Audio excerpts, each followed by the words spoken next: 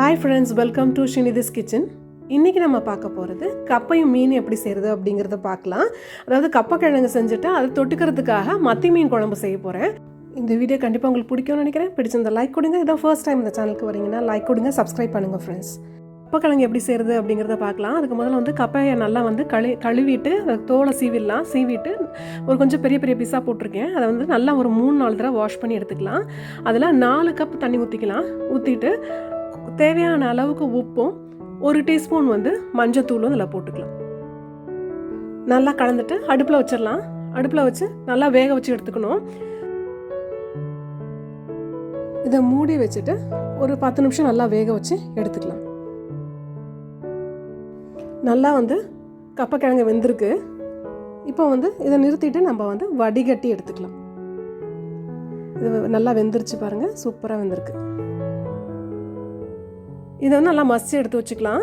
ஒரு மிக்சியில் 1 கப் துருவின தேங்காய், கருவேப்பிலை, 3 பச்சை மிளகா, 4 பூண்டு பல், 1 டீஸ்பூன் ஜீரகம், 1 டீஸ்பூன் மஞ்சள் பொடி போட்டு நல்லா அரைச்சிக்கலாம். கொஞ்சமாக தண்ணி விட்டு நல்லா அரைச்சிக்கலாம். இது தனியாக எடுத்து வச்சுப்போம். இப்போ ஒரு சட்டியில் 1 டீஸ்பூன் தேங்காய் எண்ணெய் விட்டு இந்த அரைச்சி வச்சுருக்க தேங்காய் விழுது அதில் போட்டுருவோம். வேக வச்ச கிழங்கு இதில் நம்ம சேர்த்துக்கலாம். கிழங்கு வேணால் நல்லா மசிச்சுக்கலாம். முதல்ல கரண்டியை வச்சு நல்லா கிழங்க மசிச்சுக்கணும். மேஷர் இருந்ததுன்னா யூஸ் பண்ணிக்கோங்க. அப்படி இல்லைன்னா நல்லா கலந்து விடணும். உப்புங்கிற வேணுங்கிற அளவுக்கு நீங்கள் இதில் போட்டுக்கோங்க, அட்ஜஸ்ட் பண்ணி. இப்போ ஏற்கனவே நம்ம இதுலேயும் உப்பு போட்டிருக்கோம். அதனால் கிழங்குலேயே உப்பு போட்டு வேக வச்சுருக்கோம். அதனால் இப்போ தேங்காய் அரைச்சி உப்பு போட்டிருக்கிறதுனால 1 கப் தேங்காய் சேர்த்துருக்கிறதுனால அதுக்கேற்ற மாதிரி அளவு நம்ம இதில் உப்பு சேர்த்துக்கலாம். சேர்த்துட்டு நல்லா அதை நல்லா கலந்து விட்டுக்கணும், மசிச்சு விட்டுக்கணும். சில பேர் ஜஸ்ட்டு கிழங்கை வேக வச்சு நல்லா மசிச்சுட்டு தாளிச்சிருவாங்க. தேங்காய் துருவி போட்டுருவாங்க. அதில் நல்லா மூடி வச்சுட்டு அதை ஒரு 5 நிமிஷம் நம்ம வேக வச்சு எடுத்துக்கலாம்.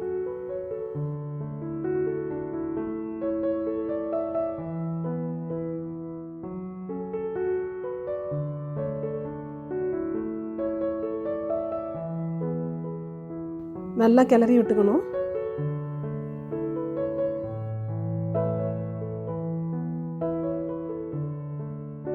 கடாய் எடுத்துக்கலாம். அதில் 2 டீஸ்பூன் தேங்காய் எண்ணெய் ஊற்றிக்கலாம்.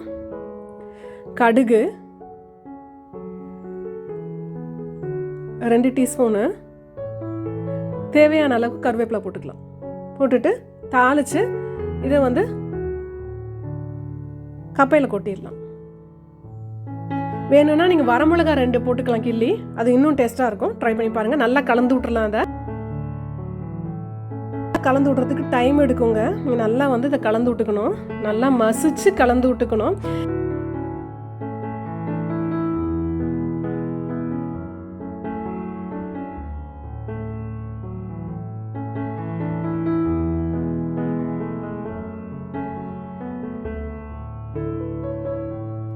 சூப்பரான எம்மியான டேஸ்டான கப்பக்கிழங்கு ரெடி ஆகிடுச்சு.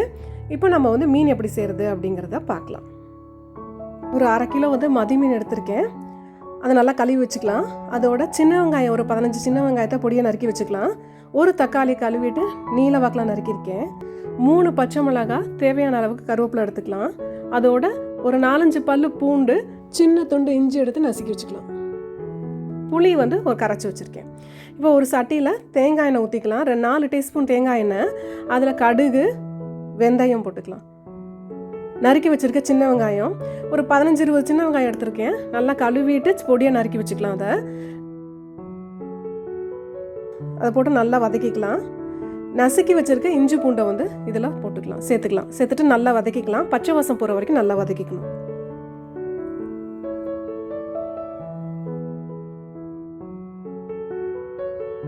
நல்லா பச்சை வாசம் போயிடணும். அந்த அளவுக்கு நல்லா நம்ம வதக்கிக்கலாம்.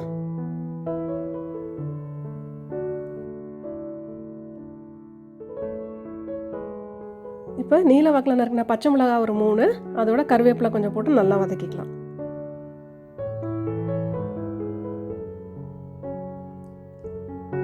இதோட இப்போ தக்காளியும் சேர்த்துக்கலாம். இதையும் நல்லா வதக்கிக்குவோம். பொதுவாக அவங்க எல்லாத்தையும் ஒரே சமயத்தில் போட்டு அப்படியே சும்மா வேக வச்சு தான் எடுத்துருவாங்க. ரொம்ப எண்ணெயெல்லாம் யூஸ் பண்ண மாட்டாங்க. ஒருத்தங்களுடைய டேஸ்ட் ஒரு மாதிரி. நான் வந்து என்னுடைய ஃப்ளேவருக்கு ஏற்ற மாதிரி நான் மாற்றிக்கேன், அவ்வளோதான்.